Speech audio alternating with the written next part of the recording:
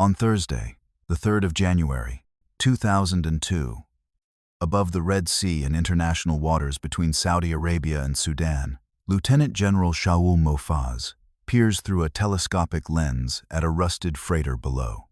The act is small, almost domestic. Adjust the focus. Wipe the glass. Hold the frame steady, as if this were wildlife and not war. The ship is Iranian A. In the official record, it is carrying 50 tons of Iranian-supplied weapons. In the human record, it is carrying decisions that will outlive the cargo. Days later, its captain, Omar Akawi, will tell an interviewer, "I'm a soldier. I obeyed orders." The line lands with the flatness of routine. On deck, the sea wind hisses. In the cabins, fluorescent light hums. In headquarters, phones stay quiet on purpose. No shots are fired. The cost arrives later, in denials and dossiers, and in the silence that follows any operation that nobody can publicly admit. By the 31st of August, 2001, the first decisive action is not maritime. It is bureaucratic, and it can be filed. In one reconstruction based on later Israeli intelligence briefings, a 4,000-ton freighter is purchased in Lebanon, money routed through a small circle of Palestinian authority figures. Adel Awadallah, identified in subsequent reports as a procurement-linked actor, and Fuad Shobaki, described as a senior PA financial official with connections to Yasser Arafat's inner circle. The reported price, several $100,000, sounds like a dull commercial transaction until you place it beside what that hull could carry. The cover begins as an ownership story. A freighter can change names, flags, papers, and ports without changing its purpose. In the documentary rhythm, this chapter plays like an inventory of ordinary forms: ship registry records, bill of sale claims, and later briefings that treat the purchase date as a hinge. But even here, sources begin to disagree around the edges exactly who signed what and how direct the chain of responsibility was. A later journalistic critique in a major British newspaper noted that Israel's official narrative and the public explanations around the ship's ownership and connections raised questions and inconsistencies. That skepticism is not noise. It becomes part of the evidence record that a responsible dossier must preserve rather than smooth over. Tradecraft, at this stage, is normalcy. The ship must look like a ship. A floating workplace with routine maintenance, predictable radio chatter, and a route that can be rationalized as commerce. The lens motif enters quietly. Every cover identity depends on what inspectors and analysts can or cannot bring into focus. A ship registry is a kind of photograph. It shows a name, a flag, a tonnage. It does not show intent. A cover is most convincing when it bores the honest eye. The purchase is dated, the cargo plan is not, and the sea gives time to prepare. In the months after that reported purchase, the story becomes a contest between movement and verification. One account, drawn from Israeli Defense Ministry statements released after the seizure, describes intelligence services tracking the freighter for roughly 3 months, from its acquisition to its position in international waters. That span matters. Surveillance is not a single photograph. It is accumulation, small confirmations repeated until they feel inevitable.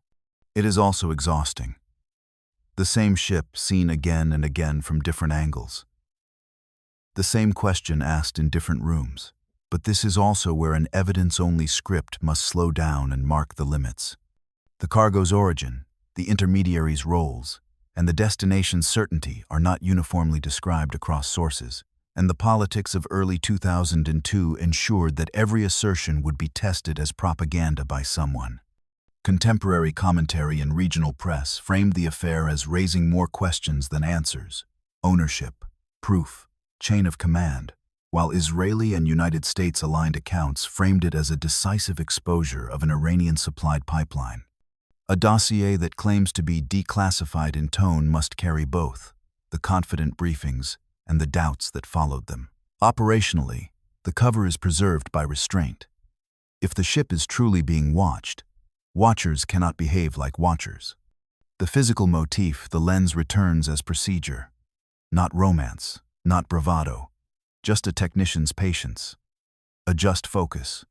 Record. Wait. Repeat. The monotony becomes a moral problem. The longer an operation runs, the more people it implicates, even before anything happens. Somewhere on that freighter, crew members are going about shifts.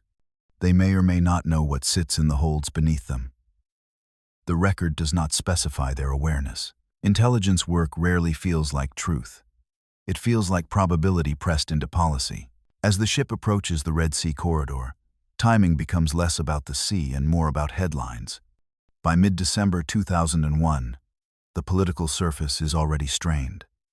In a later United States State Department transcript dated the 25th of January, 2002, Secretary of State Colin Powell references Arafat's 16th of December speech, promising to act against terrorism, then contrasts it with this ship appearing days later as a disruptive fact in the middle of diplomacy.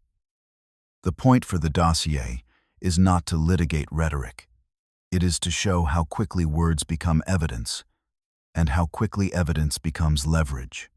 Into this climate steps Anthony Zinni, the United States envoy tasked with calming violence and restarting a political process. The chronology matters because it turns a maritime operation into a diplomatic event. The seizure is not only a tactical interdiction, it lands as a public rebuke inside an already collapsing negotiation environment. By late 2001, the Second Intifada's violence and attempted ceasefire frameworks formed the backdrop against which any arms shipment would be read as escalation. This chapter is cover in the human sense. The operatives, named and unnamed, must preserve the illusion that policy is driven by calm deliberation, even as a moving target forces urgency. Somewhere in Tel Aviv, analysts are updating positions. Somewhere in Washington, aides are drafting talking points for scenarios that have not yet happened. The motif of the lens becomes symbolic without leaving evidence. Transcripts show policymakers trying to bring an event into focus publicly, while still hedging what they can prove personally. Daylight diplomacy depends on facts arriving on schedule. Operations rarely do. The ship does not need to fire a shot to change the shape of the next conversation. If the cover is paperwork and diplomacy, who decides when suspicion becomes interception? After the seizure, the target becomes human in a way that is difficult to undo. In early January 2002, Captain Omar Akawi appears in press reporting and interviews as the most tangible, speakable link, someone who can be filmed, questioned, quoted. In one prison interview account published by major international outlets, he describes himself as a soldier obeying orders. The exact phrasing varies by outlet, but the posture is consistent. Compliance presented as profession rather than ideology. Place and time are integrated here as discipline. The 7th of January, 2002.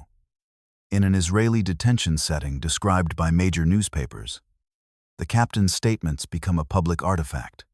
The documentary voiceover must be careful. This is testimony under custody, filtered through journalists, contested by political actors.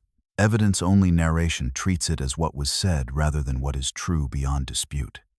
Yet, even with that caution, the quote functions as a moral key. "I obeyed orders" is not a confession of belief. It is a claim that the chain of command matters more than the cargo. Tradecraft appears here as absence. The people who planned the shipment, if the shipment is as described, are less visible than the people who sailed it. That asymmetry is itself operational design. A ship's crew can be replaced. Political consequences cannot. The lens motif returns in the literal sense. Cameras in a jail interview, a face in frame, an official narrative, sharpening around a single speaker, while leaving other figures blurred by design or by lack of evidence. The domestic realism requirement is met without invention. The banality of a line delivered in custody, the institutional lighting, the routine of questions and answers, the way history sometimes reduces itself to a sentence, because that is all the record will hold. In operations, the people closest to the object are often farthest from the decision. The captain can name orders, but the dossier must still ask, orders from whom, and proven how? To present the target's world without fiction, this chapter anchors to named figures that appear in analytical reconstructions. Fuad Shobaki, as a senior Palestinian Authority financial official, Adila Wadala as a procurement-linked actor, and the alleged linkage of the procurement to Iranian supply and facilitation.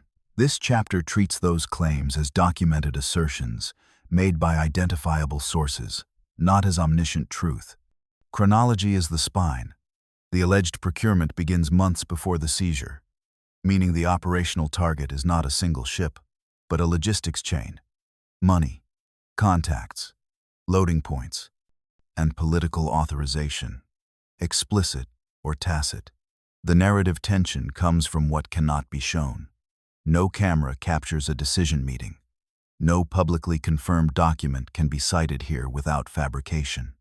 The dossier instead uses safe phrasing. Later analyses and subsequent reporting described a network, and then confines itself to what those documents actually claim. According to United States congressional research summaries compiled in subsequent years, the shipment was described as Iranian supplied, with weapons loaded at the Iranian island of Kish. The cargo allegedly included Katyusha rockets, anti-tank missiles, mortars, rifles, and explosives, 50 tons in total. These figures appear in multiple official briefings and were later incorporated into policy documents. But the moral dimension enters naturally.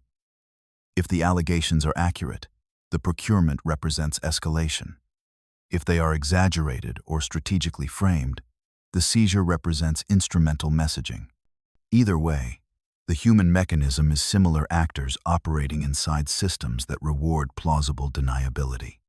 The lens motif becomes a method. Analysts widen the aperture to show networks, then narrow it again to show a single name. Each adjustment changes what the viewer believes the target truly is. Networks thrive where responsibility can be distributed until it disappears. By the 25th of January, 2002, the target is no longer only the shipment. It is the credibility of the Palestinian leadership in United States' eyes. In a State Department transcript from that date, Colin Powell calls the incident a pretty big smoking gun, while also saying he cannot place knowledge personally on Arafat. This careful construction, strong implication, limited personal attribution is tradecraft in political speech. It preserves room to maneuver while still applying pressure. This chapter's place is Washington, but its operational content is global. A later United States congressional research brief summarizes the seizure as the 3rd of January, 2002. A Palestinian-commanded freighter carrying 50 tons of Iranian-supplied arms. The brief then situates it within subsequent United States and Israeli statements. Treat that brief as an archival anchor. Not covert, but institutional. How governments choose to remember events in documents that outlast news cycles. The documentary pacing alternates. A long observation scene. Powell speaking in measured cadence. The transcript's sterile formatting. The calm of an office followed by the short burst of consequence. Ties reviewed, leadership questioned, diplomacy narrowed. No invented inner monologue is needed. The transcript itself carries the emotional temperature. Disappointment, warning, constraint. Powell urges Arafat to acknowledge what happened. The verb acknowledge is itself revealing. It asks not for apology, not for explanation, but for recognition, the first step toward accountability, or at least toward the end of denial. The lens motif transforms. Not a physical lens now, but a rhetorical one. What can be brought into focus publicly? What remains blurred because disclosure would expose sources, methods, or political limitations? In public life, the sharpest accusations are often delivered with the gentlest grammar. If Washington accepts the picture, the ship becomes more than interdiction, it becomes isolation. Return to the night itself. The 3rd of January, 2002. In the Red Sea. described as international waters between Saudi Arabia and Sudan. The operation is defined by what does not happen. No firefight, no cinematic explosion, no triumphant broadcast in the moment. Instead, approach, control, boarding, seizure. Later institutional summaries capture it in a single sentence. Israel seized the Careen A, carrying 50 tons of Iranian-supplied arms. The brevity is part of the psychological texture. Operations are lived in minutes and summarized in clauses. Tradecraft here is logistical discipline. If intelligence tracking has been ongoing, then boarding timing is a decision shaped by visibility. When the ship can be taken with minimal diplomatic blowback. When the evidence will be freshest. When the crew can be controlled without lethal escalation. Israeli naval commandos, widely attributed in press reporting to Shayetet 13, the Navy's Special Operations Unit, execute the boarding. The operation proceeds without shots fired, a detail emphasized in subsequent Israeli government statements. This chapter can include sensory anchors without inventing specifics. Pre-dawn darkness over open water, the constant engine vibration under metal decks, the salt dampness that makes everything feel slightly slick, the sound of boots on steel ladders. These are not secret details. They are the physical reality of ships at sea. The crew is detained. The holds are opened. The cargo is documented. The lens motif returns in its most literal form. Senior leadership watching through specialized optics. The gesture is procedural, but it reads as intimate focus tightened on a single object floating in vastness. That contrast is the cinematic engine. An enormous sea, a single ship, a narrow circle of decision-makers. Precision is often the only way to keep violence from multiplying. Once a ship is taken, the real fight begins over what the cargo means and who must answer for it. By the 4th of January, 2002, the operation's center of gravity shifts from sea to narrative. The ship is no longer a moving target. It is a static exhibit. Reports describe the haul as 50 tons of weapons, including Katyusha rockets, anti-tank missiles, mortars, sniper rifles, mines, and explosives, much of it described as Iranian-made. The purpose of this chapter is not to recite a catalog for spectacle. It is to show how material objects are converted into political claims. Place matters because it changes how truth is staged. In Israeli accounts, senior figures speak publicly. In international commentary, skeptics ask for proof, linking Shipment to leadership.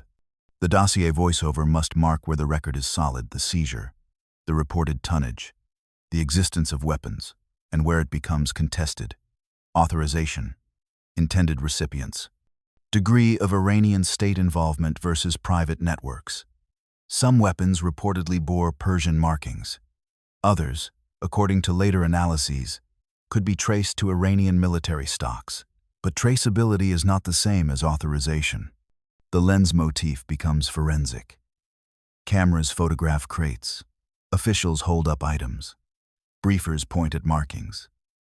Viewers are asked to accept that an object speaks. But objects do not confess. People interpret them. That interpretive gap is where moral ambiguity lives. The operation can be tactically clean and still be politically used. This chapter ends with a controlled emotional turn. The monotony of documenting, counting, photographing, sealing creates psychological strain of a different kind. The operatives who did the boarding disappear back into units. The objects remain on display.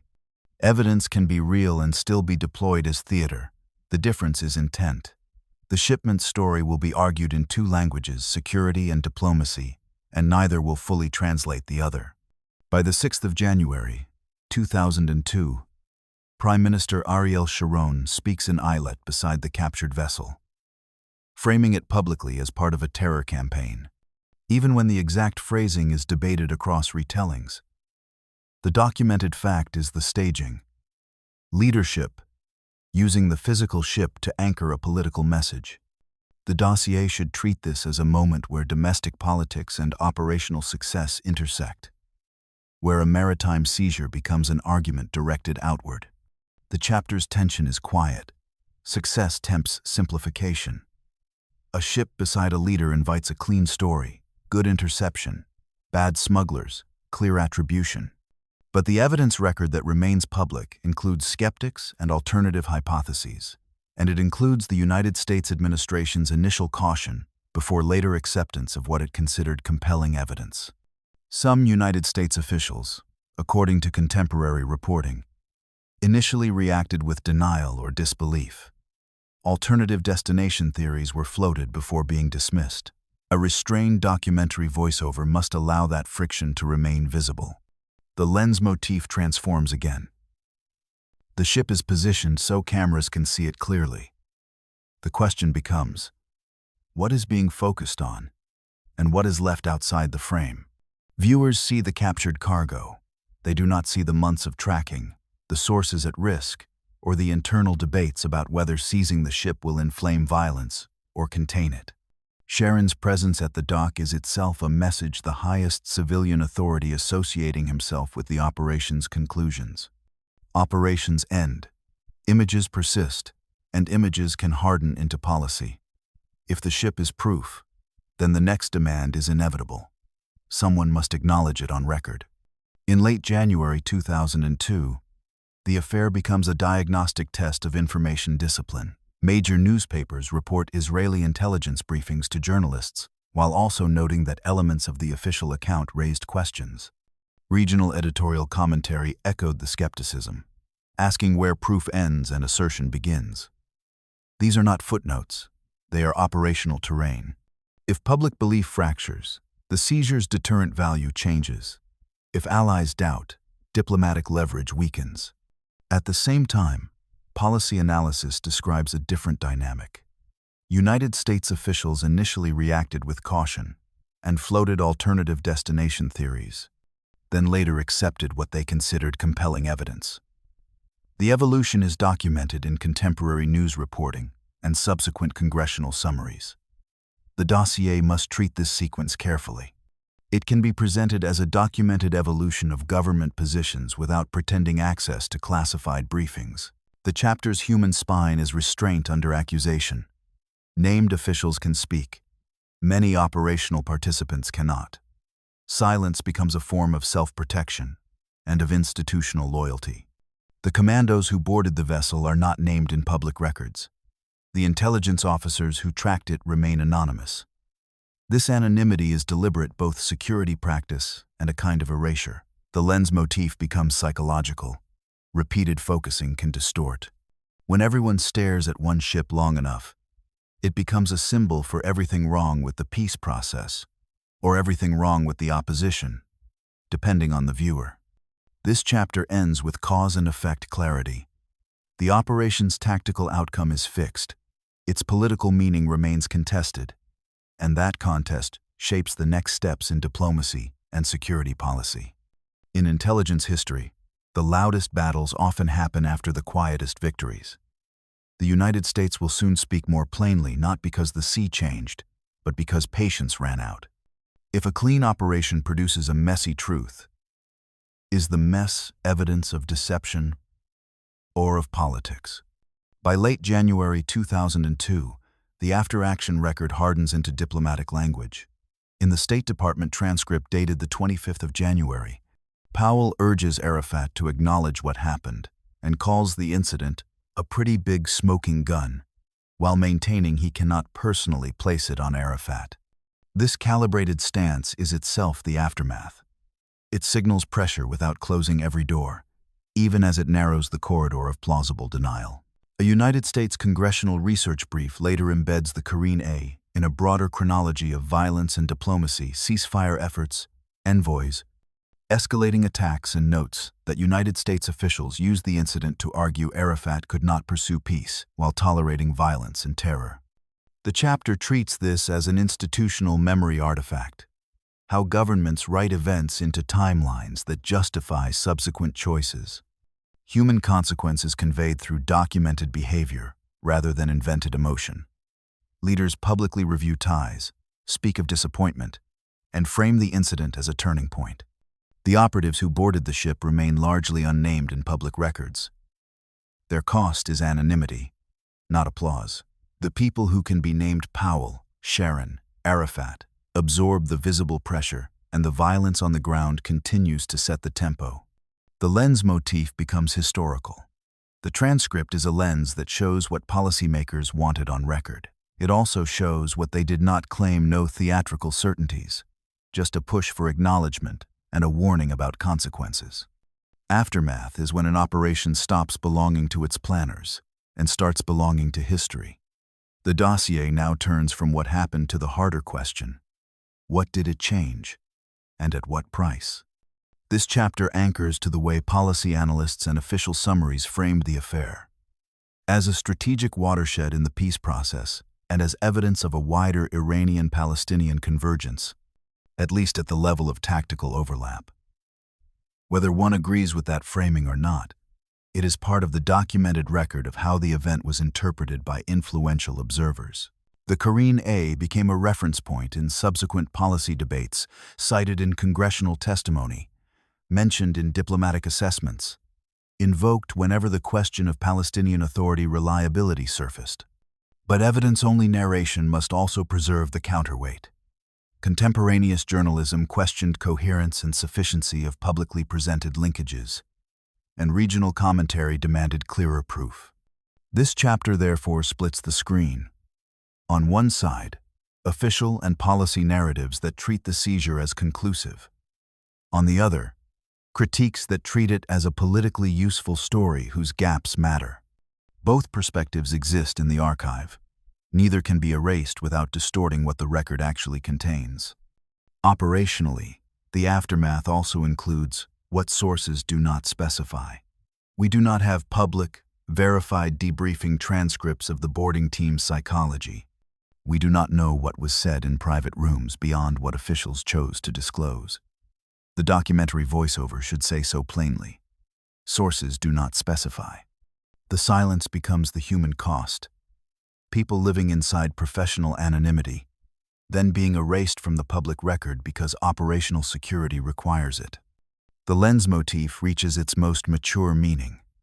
Focusing on a single event can clarify. It can also blind. A dossier that claims moral distance must admit both possibilities. A watershed is not only a change in direction, it is a change in what people stop doubting. The ship is gone from the sea, but it remains on paper, reappearing whenever legitimacy is argued.